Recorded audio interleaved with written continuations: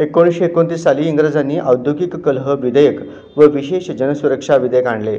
ते विधेयक म्हणजे भारतीयांना गुलाम बनवणारा आणि हुकुमशाही राजवट निर्माण होणारी होती। याच्या विरोधात 8 एप्रिल 1929 साली भगतसिंग आणि बटुकेश्वर दत्त यांनी संसदेत बॉम्ब हल्ला केले। हा हल्ला फक्त बहिऱ्या इंग्रजांना ऐकू येण्यासाठी होता।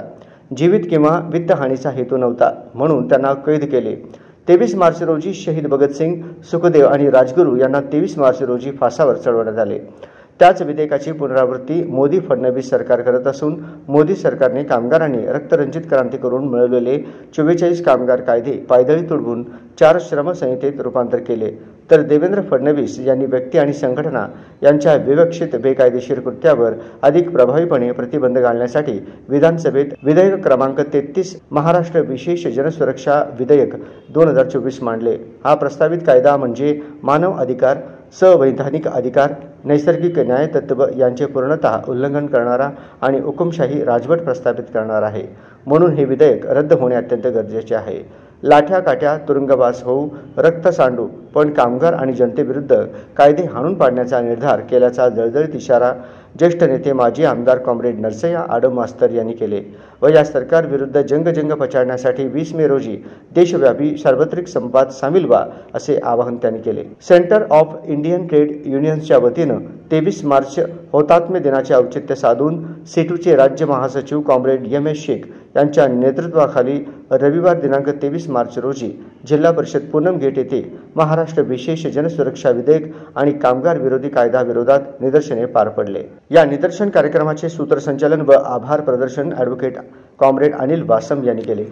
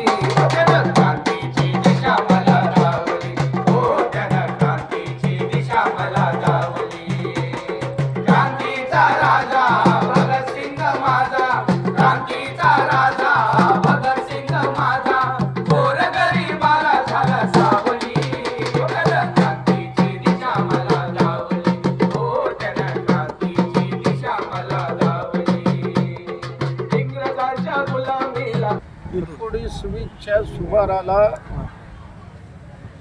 जे रक्त सांडून तुरुंगामध्ये जाऊन लाठ्या खाऊन 44 कामगार कायदे निर्माण करण्यास कामगार चळवळीनं भाग पाडलं।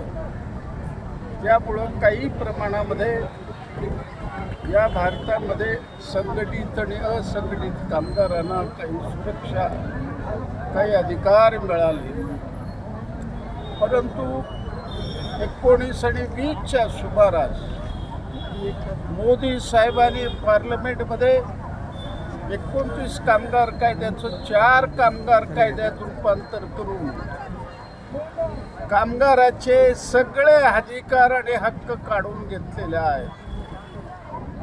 त्या कामगारांना गुलामगिरीमध्ये लोटण्याचा प्रयत्न चालू आहे।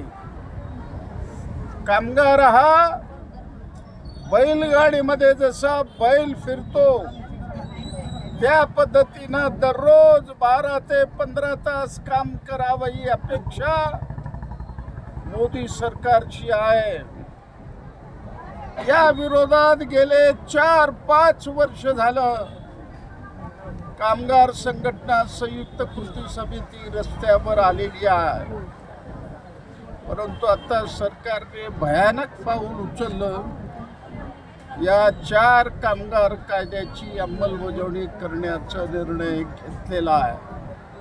त्यामुळं कामगाराचं PF, कामगाराचं पेन्शन, कामगाराची ग्रॅज्युटी, कामगाराचं बोनस, कामगाराचं अक्करजा इतकंच नव्हे, त्याला साधं किमान वेतन मागण्याचा अधिकार राहणार नाही. या कायद्यामध्ये सरकारने अशी रचना केली, कामगारांना एकत्रित येण्याचा जो अधिकार आहे तो सुद्धा काढून घेण्याचा प्रयत्न चालवलेला आहे. दुसऱ्या बाजूला राज्याचे मुख्यमंत्री देवेंद्र फडणवीस अर्बन नक्षलच्या नावावर त्यांनी जनसुरक्षा कायदा लादण्याचा प्रयत्न चालवलेला आहे. सरकारकडे UAP आहे, सरकारकडे मोका आहे, सरकारकडे क्रिमिनल कायदे आहेत, सरकारकडे बॉम्बे पोलीस ऍक्ट इतके भयानक अधिकार असताना सरकारने नवीन कायदा पुन्हा जनतेवर लादण्याचा प्रयत्न चालवलेला आहे. त्या कायद्यामध्ये 2 वर्षापासून 7 वर्षापर्यंत शिक्षा, आजीवन तुरुंगात घालण्याची तरतूद, जामिनीची व्यवस्था काढून घेतली. इतकंच नाही, 2 लाख ते 5 लाखापर्यंत दंड करण्याची प्रवृत्ती, बायका मुलासह बाहेर काढून घरदार जप्त करण्याचा अधिकार. तो कायदा बारकाईने मी वाचला. 2 दिवसापूर्वी सरकारकडे तो कायदा रद्द करावा म्हणून 10 पानी निवेदन मी पाठवलेला आहे, पण सरकार ऐकणार नाही याची माहिती आहे. म्हणून आज महाराष्ट्रभर आम्ही जनसुरक्षा कायदा आणि कामगाराचे अधिकार काढून घेण्याविरुद्ध आम्ही आंदोलन करत आहे.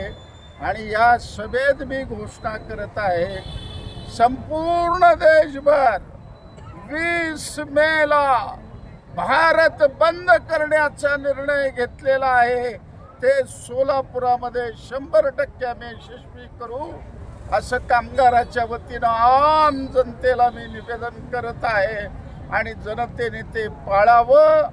या हुकुमशाही आणि बादली लादणाऱ्या सरकारविरुद्ध मुक्त होऊ द्या, अशी अपेक्षा.